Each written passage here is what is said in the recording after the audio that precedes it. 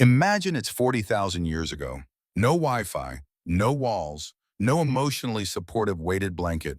Just you, the wind, and something in the bushes that definitely has more teeth than you. Early humans didn't sleep alone if they could help it.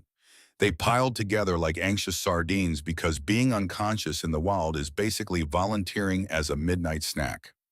One person twitches, everyone wakes up.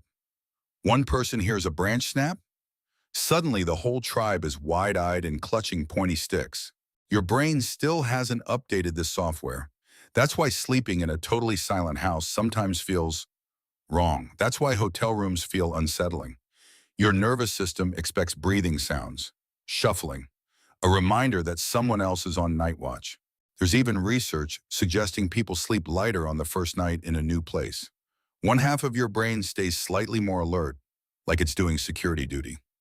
Congratulations, you're part dolphin. We used to survive by outsourcing fear to each other. Now you just lock the door and hope your Alexa would scream if something broke in. Basically, your ancestors survived by group snoring. You survived by charging your phone. Back then, food labels didn't exist. There was no gluten-free section in the savannah. The survival rule was simple. If the old people are still alive and chewing it, it's probably not poison. This wasn't laziness. It was biological crowdsourcing. Trial and error testing mushrooms personally is a short career path. But if Grandma Gnarltooth has been eating those red berries for 60 years and still complains about her back pain, that's basically FDA approval. Humans evolved with social learning baked in. You're wired to copy food behaviors. That's why food trends spread like gossip. If everyone at the table orders the same dish, suddenly it looks safer and tastier. It's also why children instinctively trust familiar foods and side-eye anything neon green. In the wild, bright colors often meant, congratulations, you're about to hallucinate. Modern life flipped the script. Now the elders are confused by oat milk, and influencers are the new tribal foragers. But deep down, your brain still relaxes when someone else takes the first bite. Because for most of human history, taste testing was a team sport. Picture limping across open land with a sprained ankle 20,000 years ago. That's not a self-care day. That's an advertisement. Predators look for weakness. Rival groups look for weakness. Even within a tribe, resources were limited. Showing visible vulnerability could make you a liability. So humans evolved to mask pain, hide illness, and pretend everything's fine. Sound familiar? That's why people say, I'm good, while clearly not being good. Your ancestors didn't survive by holding group therapy circles about their feelings while a saber-toothed cat stretched nearby. They survived by gritting their teeth and walking normally. There's a reason embarrassment feels physically painful. Social rejection once equaled death. Being seen as weak could push you down the priority list when food was scarce. Your brain treats social exclusion like a broken bone because, historically, it kind of was.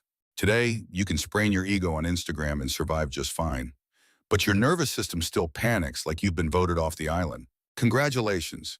You inherited survival instincts designed for predators, and now you use them in staff meetings. Fire wasn't cozy ambiance, it was survival Wi-Fi. Staying near fire meant warmth, protection, cooked food, and most importantly, visibility. Darkness used to belong to everything that could eat you. The glow of flames was like drawing a line in the sand that said, not tonight. Humans evolved around campfires. Anthropologists believe storytelling, bonding, and even language development exploded once we controlled fire. It extended the day. It made strangers sit close. It turned survival into community. There's a reason staring into flames still hypnotizes you. It's rhythmic, unpredictable, alive. Your brain relaxes because fire once meant safety. No fire? That meant cold, darkness, and mysterious growling noises. Now we simulate it with scented candles and Netflix fireplaces. Same vibe, less smoke inhalation. But think about it. When the power goes out, what's your first instinct? Light, a flashlight, a candle, anything to push back the dark. Because for tens of thousands of years, darkness wasn't romantic. It was a loading screen for danger. Your ancestors survived by clinging to firelight. You survived by arguing over the thermostat. Somewhere in your childhood, an adult probably said, don't wander off. That wasn't paranoia. That was 200,000 years of downloaded survival software talking. In prehistoric times, separating from the group wasn't finding yourself. It was volunteering to be hunted, starve, or accidentally walk off a cliff you didn't see because there were no guardrails in nature. Humans are statistically terrible solo animals. No claws, no venom. Our superpower was teamwork. Alone, you're a fragile meat stick with opinions. Together, you're a coordinated problem-solving machine with pointy tools. That's why being lost triggers pure irrational panic. Your heart spikes, your thoughts get loud. Even in a shopping mall, your brain doesn't care that there's a food court nearby. It hears separated from tribe and hits the red button. It's also why loneliness hurts physically. The same neural pathways that process physical pain light up when you feel socially isolated. Back then, loneliness wasn't poetic. It was fatal. Now you can technically survive alone with grocery delivery and Wi-Fi, but your nervous system still acts like stepping away from the group means a wolf is filling out paperwork with your name on it. Ever notice how one weird noise at 3 a.m. instantly turns you into a hyper-alert raccoon? That's because deep, uninterrupted sleep used to be reckless. Early humans developed something called the first night effect. When sleeping in unfamiliar places, half your brain stays more alert. Scientists have observed this even today. One hemisphere chills, the other runs background security. Back in the wild, that tiny rustle could mean wind, or it could mean something with claws practicing stealth mode. The people who slept like rocks, they did not become grandparents. Light sleeping was adaptive. It's why babies wake up constantly. It's why parents snap awake at the faintest cry. It's why your brain occasionally invents noises just to double-check you're not about to be eaten. Now the threats are mostly imaginary or raccoons tipping over trash cans.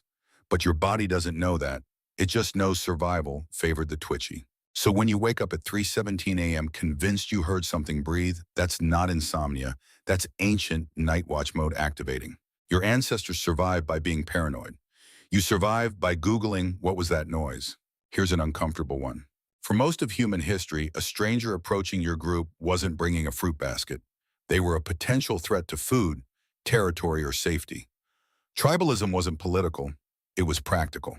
Humans evolved to rapidly categorize us and them. Your brain does this automatically. It scans for familiar accents, clothing, behaviors. In ancient times, hesitation could cost everything. This doesn't justify modern prejudice. It explains the wiring.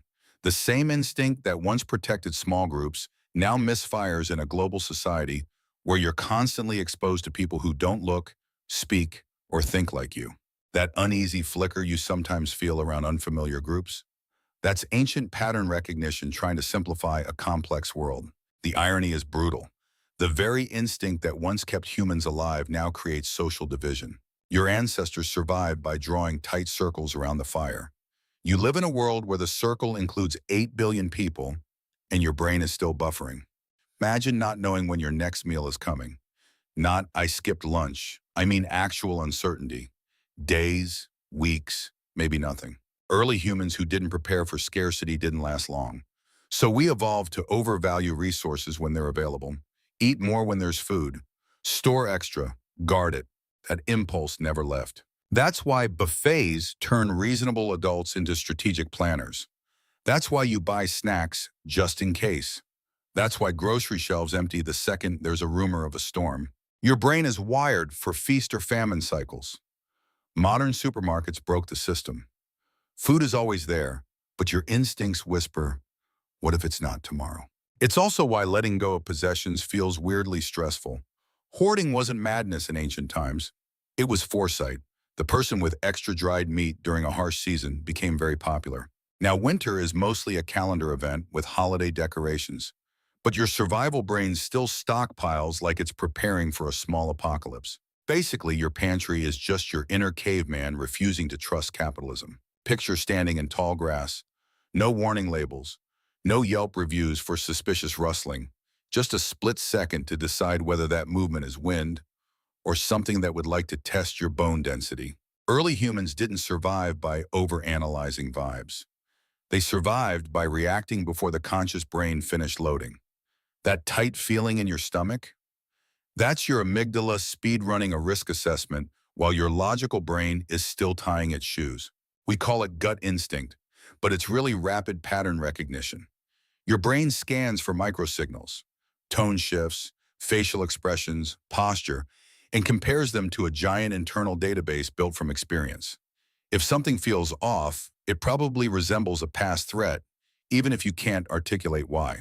In the wild, hesitation meant becoming a cautionary tale. So evolution rewarded the jumpy.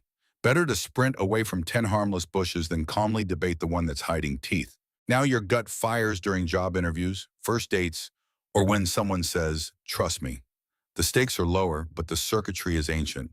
Your ancestors survived by running first and asking questions never. You survived by saying, "I just have a weird feeling about this," and pretending it's mystical. Strip away modern life, the cities, the apps, the illusion of independence, and one rule towers over all the others: don't get expelled. For most of human history, being cast out wasn't dramatic. It was lethal. No shared food, no shared protection, no warmth at night. Social belonging wasn't a luxury, it was oxygen. That's why rejection stings so sharply. That's why public embarrassment feels like falling through the floor. Your brain interprets social exclusion the way it interprets physical injury. The same neural alarm bells ring because historically, exclusion meant your survival odds just plummeted. It's also why humans go to absurd lengths to fit in. We copy slang, we mirror body language. We laugh at jokes that aren't funny. Conformity wasn't weakness, it was strategy. Blend in, stay accepted, live longer. Today, getting unfollowed won't exile you into the wilderness. But your nervous system doesn't know that. It still reacts like you've been pushed beyond the firelight into the dark. And even now, in a world of billions, your deepest fear isn't predators. It's being alone outside the circle. That's all for today. I'll be making similar videos in the future. Subscribe to see them.